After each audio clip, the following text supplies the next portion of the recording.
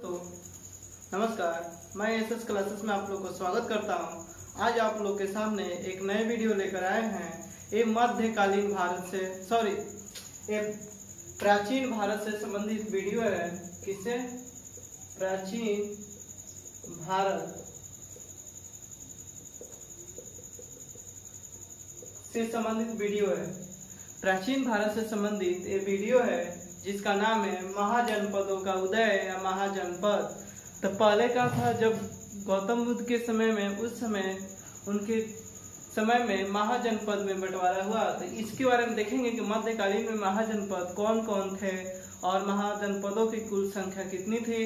एक भाई बता दे कि किसी भी एग्जाम, आप रेलवे के लिए जा रहे हैं या एसएससी के जा रहे हैं या एनटीपीसी या ग्रुप डी या पीसीएस या किसी भी अदर पीसीएस, स्टेट बीपीएससी या किसी राज्य के एग्जाम दे रहे हैं, सबके एग्जाम के लिए महत्वपूर्ण है। अब हम आते हैं अपने टॉपिक पर जिसका नाम है महाजनपद। क्या चीज नाम है?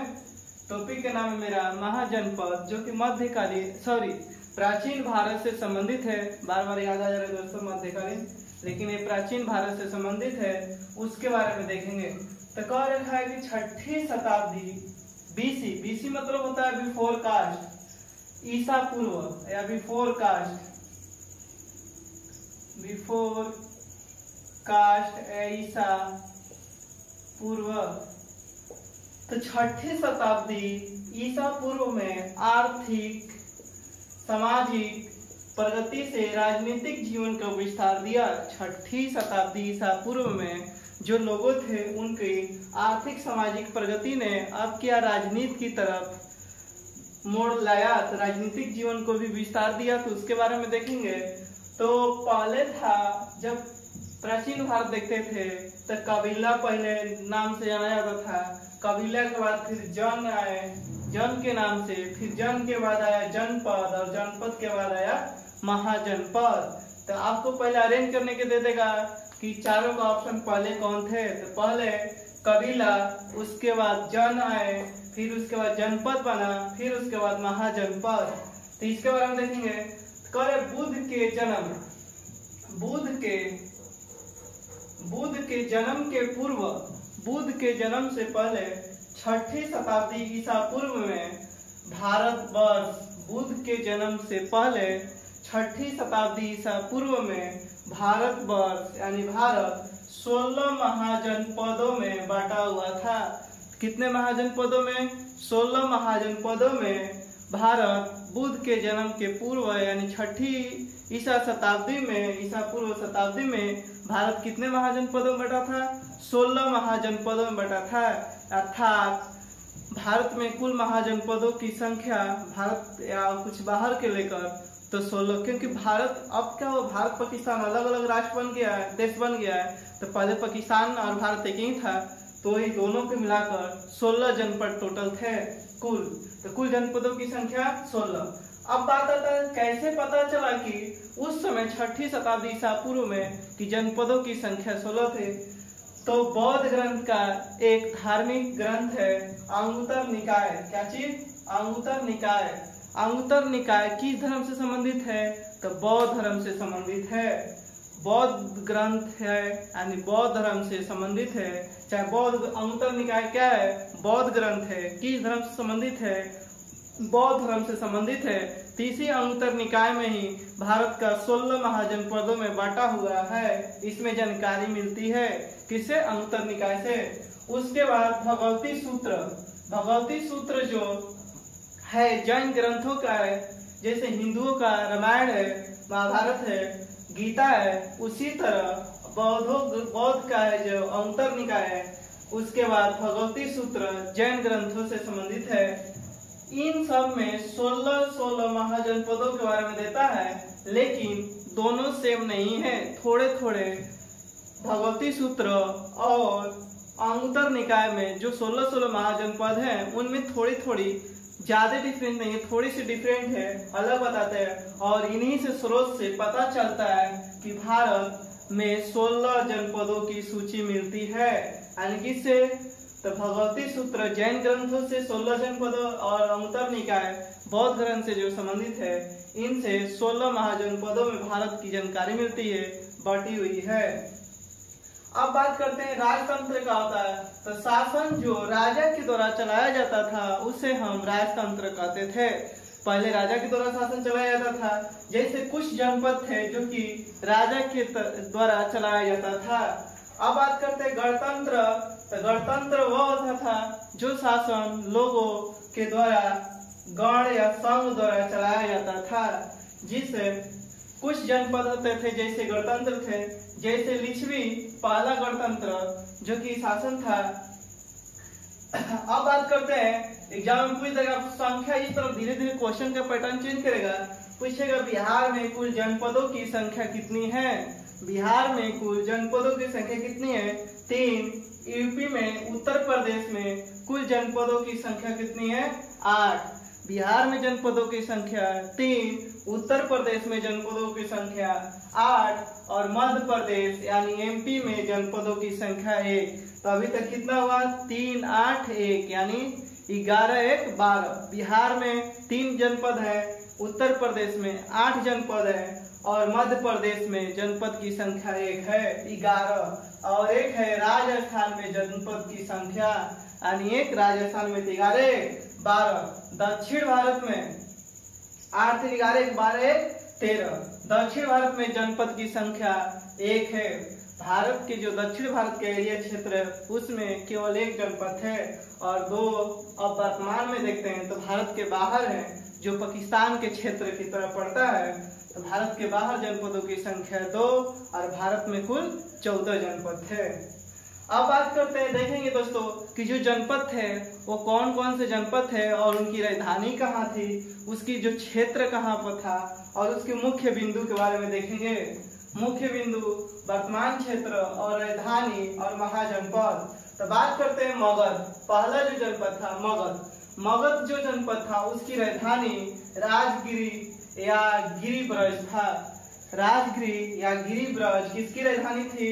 मगध की। राजगिरी या गिरिब्रज किसकी राजधानी थी? मगध का। जो मगध का जो क्षेत्र कहां से कहां तक था? पटना और गया वाले भाग का जो क्षेत्र था उसको मगध के नाम से जाना जाता था।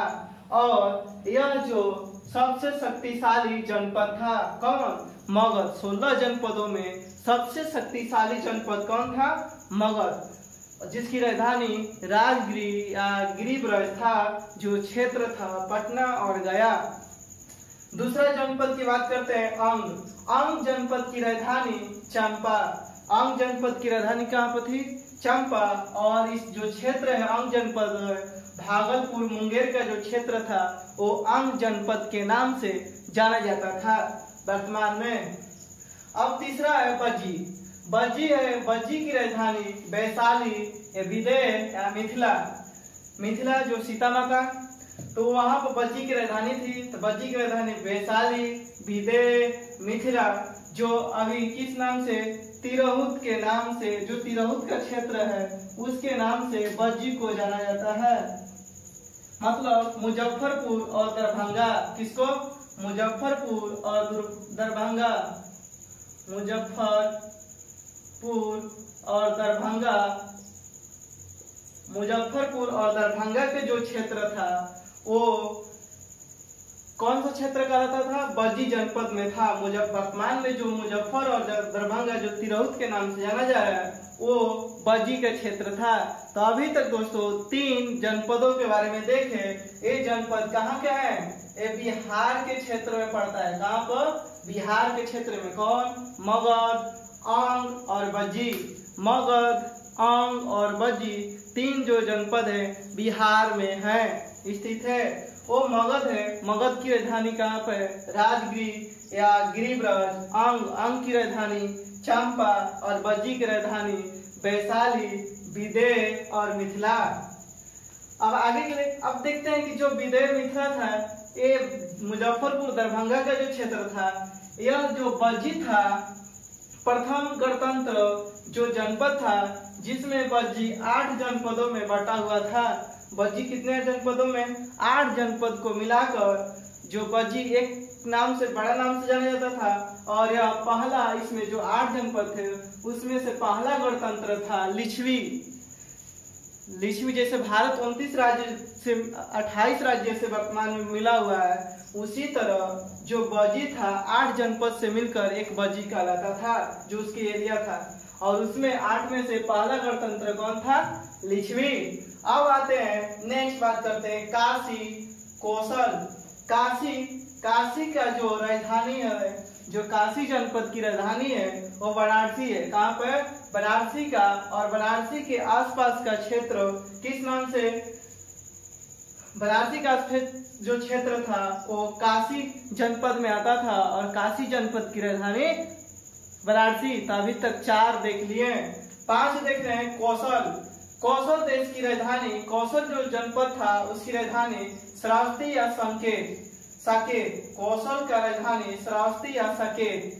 जो आज के वर्तमान जो क्षेत्र देख रहे हैं फैजाबाद या अयोध्या का जो क्षेत्र है वो कौशल जनपद के नाम से पहले जाना जाता था। तो कौशल की राजधानी श्रावस्ती और साकेत, काशी की राजधानी वाराणसी। अब 6 नंबर देखते हैं मल की राजधानी कुशीनगर। मल की राजधानी कहाँ पर है?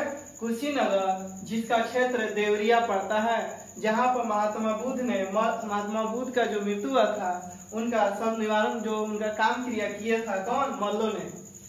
तो अभी तक कितना देखे दोस्तों? 6। 3 देखे बिहार में मगध, अंग और बज्जी। मगध की राजधानी गिरिब्रज या राजगीर। अंग की राजधानी चंपा।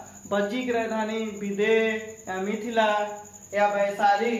अब देखते हैं कौशल की राजधानी श्रावस्ती या साकेत। मल की राजधानी कुशीनगर और मल की राजधानी, काशी की राजधानी वाराणसी। तो अभी तक दोस्तों 6 याद करने में कोई दिक्कत नहीं हुआ। अब नेक्स्ट बात करते हैं 7 बस की राजधानी जो है कौशाम्बी। बस की राजधानी कहाँ पर है? कौशाम्बी। जो उसकी वर्तमान क्षेत्र पड़ता है प्रयागराज, जो इलाहाबाद का नाम बदल कर नया किया गया। क्या चीज? प्रयागराज। तो जो इलाहाबाद है अभी वर्तमान में जो नाम है प्रयागराज का जो क्षेत्र था उसके आसपास का जो क्षेत्र किस नाम से जाना जाता था? बस के नाम से जाना जाता है। और उसकी राजधानी कहाँ पर थी? कौशाम्बी। कुरु की राजधानी इंद्रप्रस्थ। कुरु की राजधानी कहाँ पर? इंद्रप्रस्थ। और इंद्र प्रदेश जो कि आज वर्तमान में दिल्ली, मेरठ और हरियाणा के नाम से जाना जाता था पहले। कुरु की राजधानी इंद्रप्रस्थ। और यह वर्तमान जो क्षेत्र है किस नाम से? दिल्ली, मेरठ और हरियाणा के नाम से जानते हैं। और कुरु का जो क्षेत्र है वहीं पर महाभारत की लड़ाई चली थी। और आज भी वहां पर देख जाइएगा तो आपको वहां का जो मिट्टी है एकदम लाल दिखाई देगा, ब्लड के तरह। तो वहीं पर कुरु जो कि हरियाणा में पड़ता है, कुरुक्षेत्र, वहीं पर महाभारत की लड़ाई चली थी पांडव और कौरव के बीच में। अब बात करते हैं पंचाल की राजधानी अहिछत्र या कंपल्य। पंचाल की राजधानी अहिछत्र या कंपल्य, जो कि आज की डेट में बरेली, बदायूं और फर्रुखाबाद का जो क्षेत्र है वो कहाँ पर? पंचाल का जो क्षेत्र था वर्तमान में बरेली, बदायूं और फर्रुखाबाद के नाम से जाना जाता था। तो पंचाल की राजधानी अहिछत्र या कंपल्य। सूरसेन की राजधानी मथुरा। सूरसेन की राजधानी कहाँ पर? मथुरा, जो कि मथुरा के ही आज के नाम से भी जाना जाता क्षेत्र। और चेदी की राजधानी शक्तिमती या सोथीमती। चेदी की राजधानी शक्तिमती या सोथीमती, जो बुंदेलखंड का जो आज वर्तमान में क्षेत्र है उसे ही चेदी के नाम से जाना जाता था पहले। तो अभी तक दोस्तों कितना देखें? 11। अभी रिकॉल कर लेते हैं। 3 पॉइंट याद हो गया। बिहार में जो था मगध, अंग और बज्जी। अब वर्तमान में काशी, कौशल, मल, बस, कुरुक्षेत्र, पंचाल, सूरसेन और चेदी। ये कितना हुआ टोटल? 11 हुआ। 11 के बारे में कंठोस हमें याद हुआ होगा। तो हमेशा दोस्तों मुंह पर आप पढ़िए तो पढ़ाने की तरह पढ़िए, न कि पढ़ने की तरह सीखिए। एकदम पढ़ाने के लिए किसी के सामने अगर पूछा जाए तो याद कर लें। तो उस दृष्टि से और नोट्स बनाइए कॉपी पर, तब जाकर होगा। 1-2 बार वीडियो 2 बार देखे, 3 बार, उसके बाद कॉपी पर लिखें तो आपको तब इसको बहुत सारा याद हो जाएगा। आपको देखते देखते आप एग्जाम में आंसर करिएगा। तो आप रिकॉल कर लेते हैं। मगध बिहार में 3 और 8 कितना है? बिहार में 3 है जनपद। और उत्तर उत्तर प्रदेश में जनपदों की संख्या कितनी है? 8। तो टोटल हुआ 11। तो मगध की राजधानी गिरिब्रज राजगीर, उसके बाद अंग की राजधानी चंपा, बजी की राजधानी विदेह, मिथिला, वैशाली।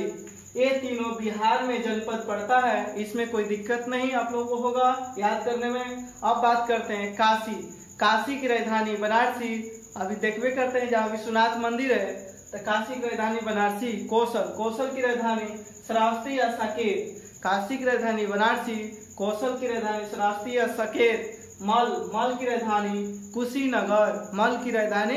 कुशीनगर। तो अभी तक 3 देखे यूपी में। काशी की राजधानी बनारसी, मल की राजधानी कुशीनगर और कौशल की राजधानी श्रावस्ती या साकेत। अब बात करते हैं अगला बस की राजधानी कौशाम्बी। बस की राजधानी कहाँ पर? कौशाम्बी। कुरु का राजधानी इंद्रप्रस्थ और पंचाल की राजधानी अहिछत्र या कंपल्य। तो बस की राजधानी कौशाम्बी, कुरु की राजधानी इंद्रप्रस्थ और पंचाल की राजधानी अहिछत्र या कंपल्य। सूरसेन की राजधानी मथुरा और चेदी की राजधानी शक्तिमती या सोतीमती। तो अभी तक कितना याद किए? 11। कितना? 11। 3 बिहार में और 8 कहाँ पर? उत्तर प्रदेश में हम देखें। तो अभी तक कितना टोटल हुआ? 11। अभी बचा कितना? 5। अब बात करते हैं नेक्स्ट, जैसे 12 नंबर पर आ गया अवंती। क्या चाहिए? अवंती जो जनपद है उसकी राजधानी उज्जैन और महेशमती।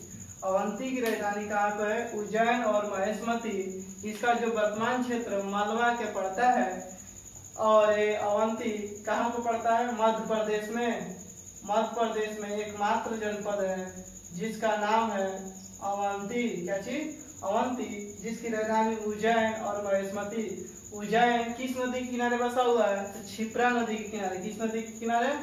क्षिप्रा नदी के किनारे बसा हुआ उज्जैन है। और यहीं पर महाकाल का मंदिर है, शंकर भगवान का महाकाल का। कहाँ पर? उज्जैन में। तो अवंती मध्य प्रदेश का एकमात्र जनपद है और उसकी राजधानी उज्जैन या महेशमती था। उज्जैन जो क्षिप्रा नदी किनारे स्थित है, उज्जैन में महाकाल का मंदिर है और वर्तमान में मालवा के क्षेत्र के नाम से जाना जाता है। मत्स्य की राजधानी विराटनगर जो जयपुर यानी राजस्थान से भी एक जनपद आया। और कौन सा? मत्स्य की राजधानी विराटनगर जो वर्तमान क्षेत्र है जयपुर। और अवंती मध्य प्रदेश से 1 और मत्स्य राजस्थान से 1। तो 14, 11 पहले देखे थे, 11, 2, 13। अब बात करते हैं अस्मक है जो कि दक्षिण भारत में एक जनपद था और एकमात्र जनपद था दक्षिण भारत का अस्मक की राजधानी पोतन या पोतली जो आंध्र प्रदेश का क्षेत्र पड़ता है वर्तमान में, गोदावरी नदी का क्षेत्र के आसपास में था और दक्षिण भारत का एकमात्र जनपद था। कौन सा? अस्मक। अभी 3 अवंती का राजधानी उज्जैन या महेशमती जो मध्य प्रदेश राज्य में एक जनपद था और मालवा के नाम से वर्तमान क्षेत्र है। मत्स्य जो कि राजस्थान है। कहाँ पर? राजस्थान में पड़ता था अभी राज्य में, और इसकी राजधानी मत्स्य की राजधानी विराटनगर और कहाँ पर? जयपुर के जो आसपास का क्षेत्र है वो। अस्मक जो दक्षिण भारत का एकमात्र जनपद था जिसकी राजधानी पोतन या पोटली था, जो आंध्र प्रदेश के आज वर्तमान का जो क्षेत्र है, जो गोदावरी नदी का क्षेत्र है, वो दक्षिण भारत का एकमात्र जनपद था अस्मक। अब आया नेक्स्ट कम्बोज और गांधार। ये जो 2 जनपद था वो भारत के बाहर है। वर्तमान में कहाँ पर है? भारत के बाहर। तो कम्बोज की राजधानी राजपुर या हटक। कम्बोज की राजधानी कहाँ पर? राजपुर या हटक। कहाँ पर? कम्बोज की राजधानी राजपुर या हटक, जो कि अब वर्तमान में कहाँ पर इसका क्षेत्र? पाकिस्तान और अफगानिस्तान के जो क्षेत्र है वहाँ पर। गांधार की राजधानी तक्षशिला जो वर्तमान में रावलपिंडी और पेशावर का जो क्षेत्र है पाकिस्तान में वहाँ पर था। और तक्षशिला आपको पता है, तक्षशिला विश्वविद्यालय था तो यहाँ से संबंधित है। तो अभी तक देखें, अवंती की राजधानी उज्जैन, महेशमती, मत्स्य की राजधानी विराटनगर, अस्मक की राजधानी पोतन या पटली, कम्बोज की राजधानी राजपुर या हट्टक और गंधार की राजधानी तक्षशिला। अगर दोस्तों आप लोग को वीडियो अच्छा लग रहा है तो अपने दोस्तों के पास शेयर और सब्सक्राइब करना न भूलें। तब तक के लिए बाय, और अगले वीडियो में फिर मिलेंगे।